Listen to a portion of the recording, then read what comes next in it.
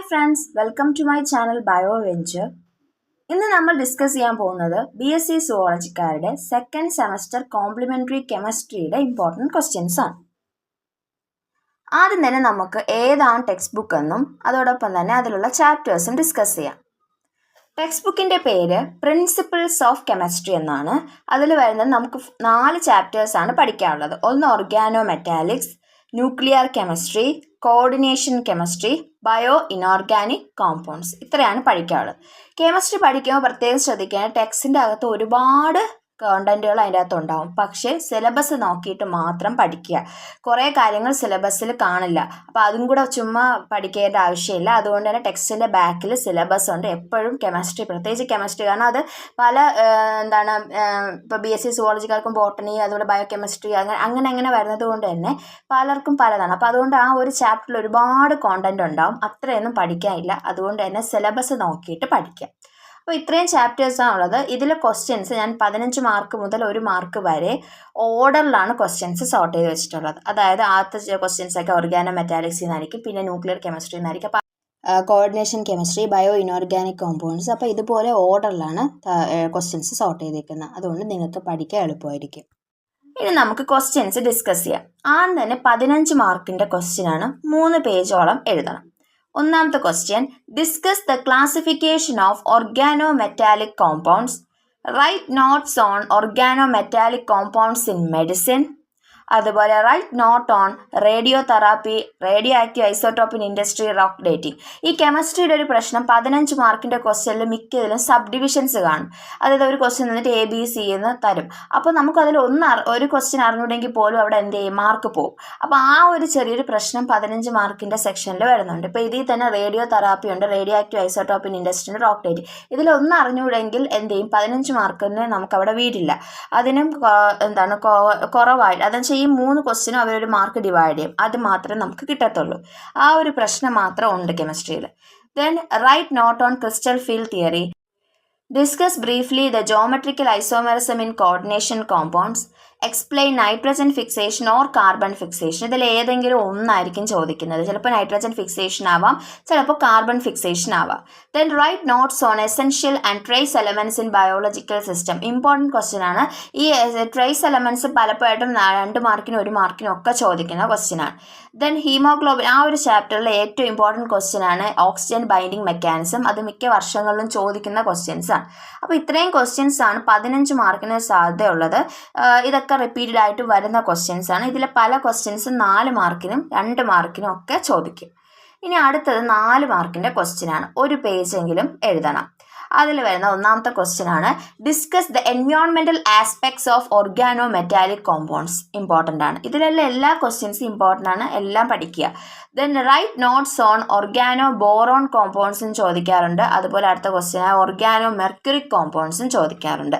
പിന്നെ important question ആണ് carbon dating. Okay, വളരെ ഇമ്പോർട്ടൻ്റ് ആണ്. അതുപോലെ write a note on N/P ratio. Then explain the principles of nuclear reactors. Then write briefly on neutron activation analysis. Then assumptions or drawbacks of valence bond theory. ഈ വാലൻസ് bond theory important question ആണ്. ചില സമയങ്ങളിൽ assumptions ചോദിക്കും, ചില സമയത്ത് അതിൻ്റെ drawbacks ചോദിക്കും. വേണമെങ്കിൽ ഇത് രണ്ടും കൂടെ ചേർത്ത് 15 മാർക്കിനും ചോദിക്കാം. ഈ തിയറീസ് എല്ലാം പഠിക്കുക. സിലബസ് നോക്കുക, ആ തിയറി പഠിക്കാനുണ്ടോ എന്ന് നോക്കുക. കാരണം ടെക്സ്റ്റിൻ്റെ അകത്ത് വേറെയും പല തിയറീസ് ഉണ്ട്, സിലബസിൽ അത് പറഞ്ഞിട്ടില്ല. അപ്പോൾ അതുകൊണ്ട് തന്നെ സിലബസ് എപ്പോഴും നോക്കുക. ദെൻ അടുത്തത് application of coordination compounds in qualitative and quantitative analysis.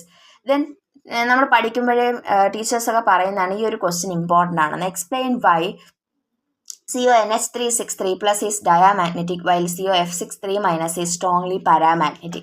അതെന്തുകൊണ്ടാണെന്നുള്ളത് ചോദിക്കാറുണ്ട് പലപ്പോഴും. ദെൻ കാർബൺ സൈക്കിൾ ചിലപ്പോൾ 15 മാർക്കിനും ചോദിക്കാറുണ്ട്. Then compare photosynthesis and respiration ആണ്. അത് നമ്മുടെ 4ാമത്തെ ചാപ്റ്ററിൽ വരുന്നതാണ്. അതിൽ 8ാമത്തെ പേജിൽ 4ാമത്തെ ചാപ്റ്ററിൽ ബാർ 8 അതിൽ ഈ ഒരു ബോക്സ് വന്നിട്ടുണ്ട്. അപ്പോൾ ഇത് നമുക്ക് ഈസി ആയിട്ട് പഠിക്കാൻ പറ്റുന്നതാണ്. 4 മാർക്കിന് ഒരു ക്വസ്റ്റ്യൻ കിട്ടുന്നതുമാണ്. അപ്പം അത് പഠിക്കുക. ദെൻ അടുത്തത് നെക്സ്റ്റ് ക്വസ്റ്റ്യൻ ആണ്. അതിൽ ടൈപ്പ് ചെയ്തപ്പോൾ അത് മുകളിൽ വന്നതാണ്. Write note on iron toxicity and nutrition. ഈ അയൺ ടോക്സിസിറ്റി ഇമ്പോർട്ടൻ്റ് ആകും കേട്ടോ. അത് 2 മാർക്കിനും 1 മാർക്കിനും ഒക്കെ ചോദിക്കുന്നതാണ്. അപ്പോൾ write a note on iron toxicity and nutrition. അപ്പോൾ ഇത്രയും ക്വസ്റ്റ്യനാണ് 4 മാർക്കിന്. ഈ ക്വസ്റ്റ്യൻസ് ഒന്നും വിടരുത്, കാരണം അത്രയും ഇമ്പോർട്ടൻ്റ് ആയിട്ടുള്ള ക്വസ്റ്റ്യൻസ് ആണ് ഇതിൽ കൊടുത്തിരിക്കുന്നത്. ദെൻ അടുത്തത് 2 മാർക്കിൻ്റെ ക്വസ്റ്റ്യൻസ് ആണ്. 2 മാർക്കിനും 1 മാർക്കിനും കുറച്ചധികം ക്വസ്റ്റ്യൻസ് വെച്ചിട്ടുണ്ട്. കാരണം ഈ 2 മാർക്ക് 1 മാർക്ക് ആകുമ്പോൾ തന്നെ ഈ ടെക്സ്റ്റിൻ്റെ അകത്ത് നിന്ന് നമുക്ക് ആ സിലബസിൽ പറയുന്ന പല ടോപ്പിക്കിൽ നിന്നും പല ടേംസ് ഉണ്ട്. അപ്പോൾ അതെല്ലാം ചോദിക്കാം. അപ്പോൾ അതുകൊണ്ട് തന്നെ ഇപ്പോൾ ചോദിച്ചതും ഇനി ചോദിക്കാൻ സാധ്യത ഉള്ളതുമാണ് ഈ 2 മാർക്കിനും 1 മാർക്കിനും എടുത്തു വെച്ചിരിക്കുന്നത്. കാരണം അത് നമുക്ക് ഒരിക്കലും പെട്ടെന്ന് പ്രെഡിക്റ്റ് ചെയ്യാൻ പറ്റില്ല. ചില ക്വസ്റ്റ്യൻസ് റിപ്പീറ്റ് ആയിട്ട് വരും, ചിലത് പുതിയ ടേംസ് അവർ കാണുമ്പോൾ അത് ആഡ് ചെയ്യും. അപ്പോൾ അതുകൊണ്ട് അങ്ങനെ സോർട്ട് ചെയ്ത് വെച്ചിരിക്കുന്നതാണ് ഇതിൽ, അതായത് ചോദിക്കാൻ പറ്റുന്നതും ഇതിൽ ആഡ് ചെയ്തിട്ടുണ്ട്. അപ്പോൾ 2 മാർക്കിന് ഒന്നാമത്തെ ക്വസ്റ്റ്യൻ ആണ് what is Zeiser salt, right its structure. Then what is Grignard reagent, how are they prepared. ഇത് വേണമെങ്കിൽ ചിലപ്പോൾ 4 മാർക്കിനും ചോദിക്കാം. Grignard reagent വളരെ ഇമ്പോർട്ടൻറ്റ് ക്വസ്റ്റ്യൻ ആണ്. Then give the names of 2 organometallic compounds used in medicine. What are anti-tumor drugs? Will write example. Explain Zeiser neutral rule. അത് important question ആണ്. Comment on tunicin. Define half-life period of a radioactive element. Define mass defect and binding energy. അത് important question ആണ്. അതിൽ ഏതെങ്കിലും ഒന്നെങ്കിലും എന്തായാലും ചോദിച്ചിരിക്കും. Then nuclear fission and nuclear fusion. Explain with example artificial transmutation. What is linkage isomerism? Give 2 examples. Then അതുപോലെ തന്നെ ചോദിക്കുന്ന question ആണ് define ligand and complex ion. What is the difference between double salt and a complex compound? What is meant by coordination number? Discuss the structure of myoglobin. What are high spin and low spin complexes? What are the functions of cytochrome? And last one, what is the role of chlorophyll in photosynthesis? Important question. മിക്ക വർഷങ്ങളിലും repeat ആയിട്ട് വരുന്ന ഒരു question ആണ് ഫോട്ടോസിന്തസിസിലുള്ള ക്ലോറോഫിലിൻ്റെ role എന്താണെന്നുള്ളത്. ഇനി നമ്മൾ discuss ചെയ്യാൻ പോകുന്നത് 1 മാർക്കിൻ്റെ ക്വസ്റ്റ്യൻ ആണ്. 2 സെൻറ്റൻസ് എങ്കിലും ഇനി എഴുതാൻ നോക്കാം. ഒന്നാമത്തെ question, mention 2 application of organometallic compound. Give the formula of Zeiser salt. Give an example for an organomercury compound used as antiseptic. Write an example of an organometallic compound used as herbicide. Name some trace elements in biological system. അതാണ് ഞാൻ പറഞ്ഞ trace elements important ആണ്. പിന്നെ ആ mass defect binding എനർജിയിൽ മിക്കപ്പോഴും ചോദിക്കുന്ന ചോദ്യമാണ്. ഇത് 2 മാർക്കിനും ചോദിക്കാം. How is mass defect related to binding energy. Write N/P ratio of stable nuclei. Write the isotope for carbon dating. Application of radioactivity.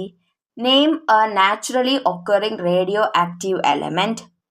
What are chelating ligands? Give an example. Then write the IUPAC name of. ഇതാണ് അധികവും ചോദിക്കുന്നത്. ചിലപ്പോൾ വേണമെങ്കിൽ വേറെയും ചോദിക്കുക. സിലബസിലുള്ളതൊക്കെ പഠിക്കുക. CONH3,6Cl3. Then what are ligands? What are polydentate ligands? അതുപോലെ what are porphyrins and metalloporphyrins? ഇതിൽ ഏതെങ്കിലും ഒന്ന് ചോദിക്കാം. ചിലപ്പോൾ 2 മാർക്കിനും ചോദിക്കാം. Then give an example for hemoprotein. During fixation of carbon dioxide is converted to dash. Important question ആണ്. What is the metal present in chlorophyll? Give an example of anaerobic respiration. Name the protein part in hemoglobin. Then last question, what are ultra trace elements? ഇതൊക്കെ continuous ആയിട്ട് ചോദിച്ചിട്ടുള്ള പല ക്വസ്റ്റ്യൻസും ഉണ്ട്. ഇനി ചോദിക്കാൻ പറ്റുന്ന ക്വസ്റ്റ്യൻസും ആഡ് ചെയ്തിട്ടുണ്ട്. അപ്പോൾ എല്ലാവരും ഈ ക്വസ്റ്റ്യൻസ് നോക്കുക, ഇതൊക്കെ വർക്കൗട്ട് ചെയ്യുക. ഇവർക്ക് ഇമ്പോർട്ടൻ്റ് ആയിട്ടുള്ള ക്വസ്റ്റ്യൻസ് ആണ്. ഉറപ്പായിട്ടും കെമിസ്ട്രി ഇത്രയും ചെറുതായതുകൊണ്ട് തന്നെ റിപ്പീറ്റഡ് ആയിട്ട് ക്വസ്റ്റ്യൻസ് എന്ത് ചെയ്യും വരും. അപ്പോൾ എൻ്റെ ഈ വീഡിയോ ഇഷ്ടപ്പെട്ടിട്ടുണ്ടെങ്കിൽ നിങ്ങൾ ലൈക്ക് ചെയ്യുക, ഷെയർ ചെയ്യുക, സബ്സ്ക്രൈബ് ചെയ്യുക. പിന്നെ അതുപോലെ തന്നെ ഇനി എന്ത് റിലേറ്റഡ് ആയിട്ടുള്ള വീഡിയോസ് വേണമെന്ന് കമൻറ്റ് ബോക്സിൽ പറഞ്ഞാൽ ആ വീഡിയോസ് ഞാൻ അപ്ലോഡ് ചെയ്യുന്നതായിരിക്കും. Thank you.